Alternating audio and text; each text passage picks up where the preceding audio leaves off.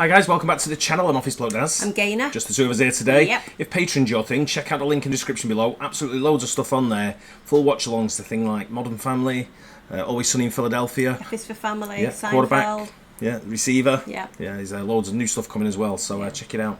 I never thought that cave houses were a thing until we watched one a couple of weeks ago where a family had built a cave, and apparently it's an Airbnb. Well, they didn't build a cave. They built a house in a cave. Yeah. Yeah. And what went into it didn't want a massive transformation. No. Kept a lot of the originality. So we thought we'd have a look at another one, see what they're like. Yeah. So this is a modern cave house. It's a man's lifelong dream. 5,700 square foot. That's big as well. Yeah, that's huge. So let's get into it. Modern architecture has come a long way, and it continues to surprise us with some innovative ideas. But what if I was to tell you that there's an incredible home that will blow your mind, but it closer represents in design the first homes in human history? That's right, I'm talking about a modern-day cave house. I wonder how old this is, this trend of cave houses. Well, in the... What's it? People lived in caves, didn't they? I get that, but I'm talking about, but they didn't have windows and things like No. that, with central heating and stuff. Yeah. I'm talking about turning them into houses like this from caves. I reckon it's quite a recent thing. I think it's a recent thing. I've never heard of it until we watched that other one. No. So probably in the last 20 years maybe? Yeah, maybe 20, 30 years.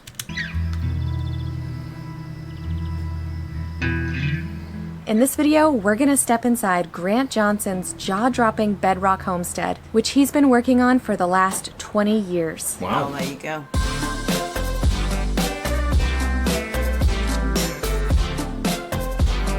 I like this channel. Yeah.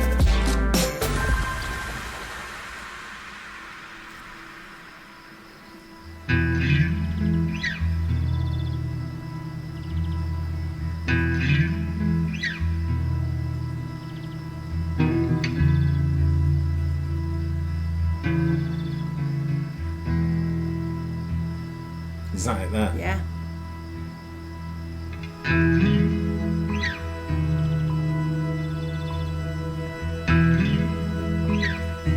I think I read in the comments that he bought it, or he bought the land when he was in his early 20s. Oh, okay. Right. And now he's been doing it for 20 years, so he's obviously like 40s now.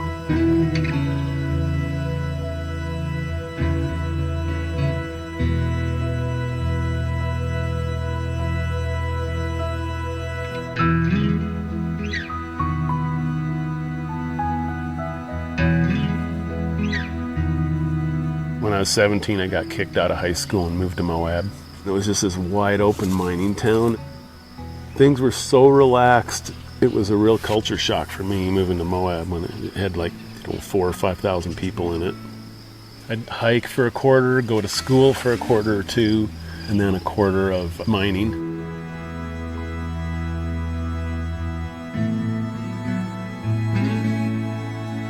I love that interior. Yeah. Worked my way through college, 7 different mines. Well, I was doing that, and then I got involved in stabilizing Indian ruins, and I got more and more into the wilderness, and then I didn't see any news, didn't read anything. I completely got away from it.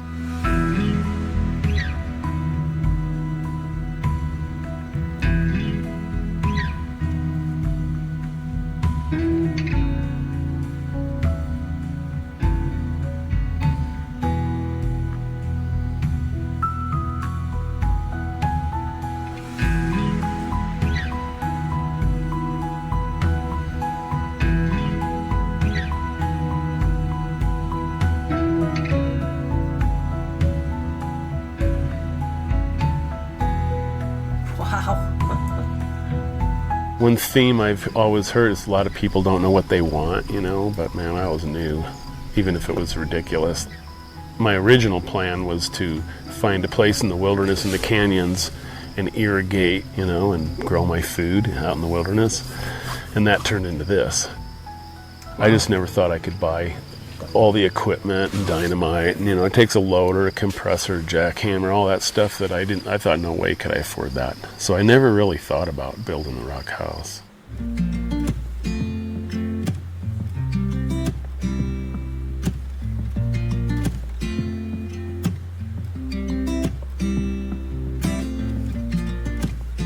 I started blasting in 95. Blasted a little tunnel here first.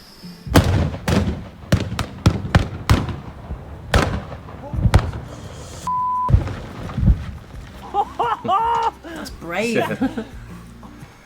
From the first blast, I was committed, and then it was like 8 winters probably of blasting. So as I was out in the wilderness, spring and fall, and half of the summer, and then winter, it would be here, and it'd be like I finally get to be home. Probably 2003 or so, I was done blasting. And then it sat a long time, trying to come up with the money and decide what to do. I didn't know what I wanted, how I wanted to finish it. I was going to weld steel together and buy glass pieces to put in it. Builder friend of mine, he said, well, what do you want? And I said, I want it to be a cave with no blocking it. We designed it from there. And there's steel in 2 of the openings, but the rest of them are all just pure glass. Just cut a slot and slid the glass in.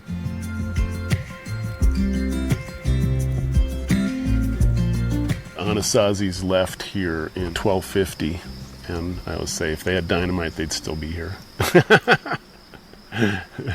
When we wake, hear the birds and see the sun. Side by side, our fears are done. Oh, the good times just begun.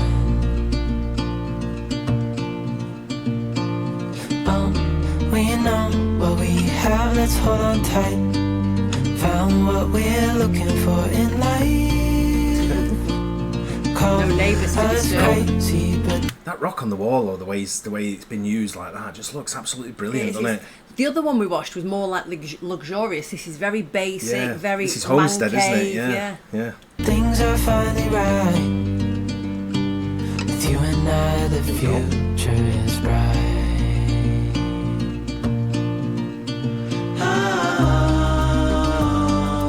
You and I, we got it. We don't need no more. Even in the hard times, you and I can weather any storm. Before I sleep, hear the crickets, see the moon. Side by side and through. No limit to what we can do. Oh, we know what we have, let's hold on tight. Found what we're looking for in life. Call us crazy, but things are finally right. With you and I, the future is bright.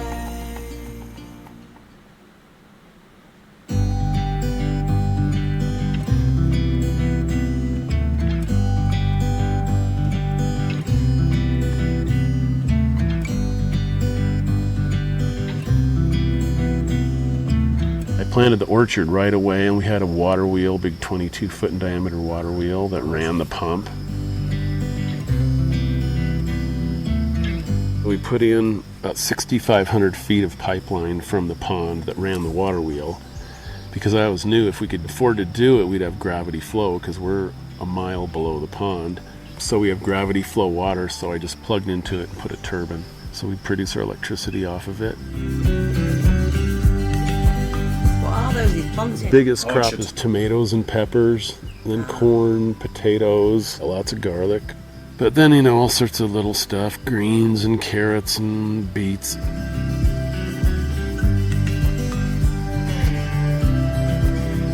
I love bacon, sausage, and that, pork. So to raise pigs, we have to have a cow that's milking because the pigs eat the milk. Otherwise, it's not worth it, it costs so much to feed them. So we feed them milk. You have to get the milk cow bred, and then you have to milk it, and then you have to have a way to feed the milk cow. And so that's what all these fields are for, is feeding the animals, the horses and the cows. Got it all worked out, hasn't it? All the food we raise here tastes incredible. The beef, the pork, the turkey, all the sauces. We make tons of salsa, pickled peppers, and frozen roasted corn. We roast our peppers and freeze them. Since we've been raising our own meat for 15 years or so, I haven't bought meat, and it just tastes better. I feel healthier. I eat more meat than ever. A lot of people, like in Boulder, they're like, oh, we got to grow our own food to survive, what's coming. And that's never been my approach. It is there, yeah, you want to be able to take care of yourself. But for me, it's lifestyle, health. I can't imagine not growing food.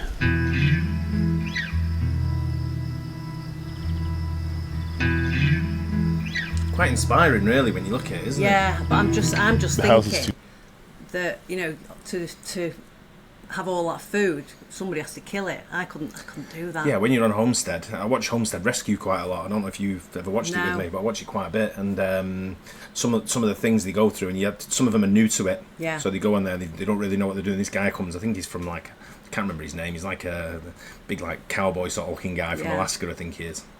And he does he helps them build a homestead and put things down. And when they say, right, this is how you kill a bird, you stick it in a funnel and just chop its head, sort of thing. And then the girl or the woman or the kid or whoever who's got to do it, they're like, I'm not sure I can do this. No, that's what I'm saying. I can eat the meat, but I can't prepare it. Yeah, but he's got it all worked out there for a proper homestead, hasn't he? Yeah, you have to be in the right mindset. Yeah, it's blooming hard work as well. It's hard not being around everyone as well, other people. Oh, that won't bother me. Yeah. Too big for just me. I meet great people. People think that it's only scenic in the national parks, so they come here because it's a stepping stone between Bryce and Capitol Reef. If they have their eyes open, they realize that this is all the same country in between, and it's all just as beautiful and incredible. If you just stay one night here, you miss all that.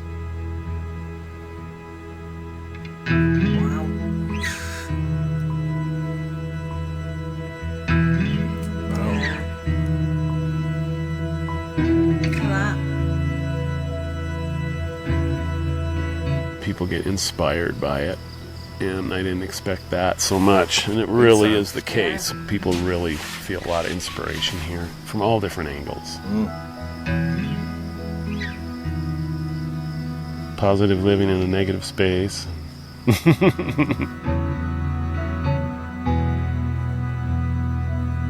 You might have noticed that this home is not so tiny like a lot of the homes on my channel, but I was so inspired by this incredible home that I've decided to make a new playlist called Alternative Homes, where I can feature unique homes like this one.